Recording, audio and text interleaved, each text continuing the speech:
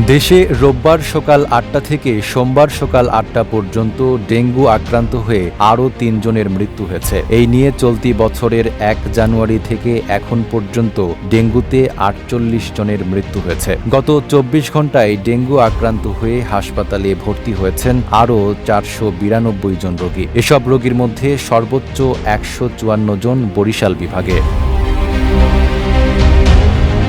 ৭ জুলাই সোমবার স্বাস্থ্য অধিদপ্তরের হেলথ ইমার্জেন্সি অপারেশন সেন্টার ও কন্ট্রোল রুম থেকে পাঠানো এক সংবাদ বিজ্ঞপ্তিতে এ তথ্য জানানো হয়। এতে বলা হয়েছে, হাসপাতালে নতুন ভর্তিদের মধ্যে বরিশাল বিভাগে ১৫৪ জন, চট্টগ্রাম বিভাগে ৫১ জন, ঢাকা বিভাগে ৬৯ জন, ঢাকা উত্তর সিটিতে ৩৬ জন, ঢাকা দক্ষিণ সিটিতে ৫৩ জন। সিল্কোর সিল্ক অ্যান্ড শাইন, যাতে আছে আর্গান অয়েল ও ওট প্রোটিনের গুডনেস, যা আপনার চুলকে রাখে হেলদি অ্যান্ড শাইনিং। খুলনা বিভাগে ৫৪ জন, ময়মনসিংহ বিভাগে ১০ জন, রাজশাহী বিভাগে ৬১ জন, রংপুর বিভাগে ৩ জন এবং সিলেট বিভাগে ১ জন করে নতুন রোগী ভর্তি হয়েছেন।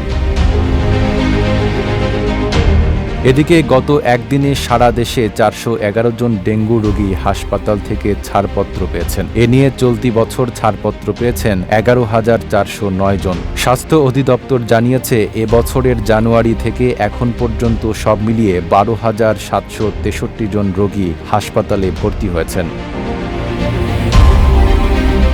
নাঈম আরাবী, ঢাকা পোস্ট।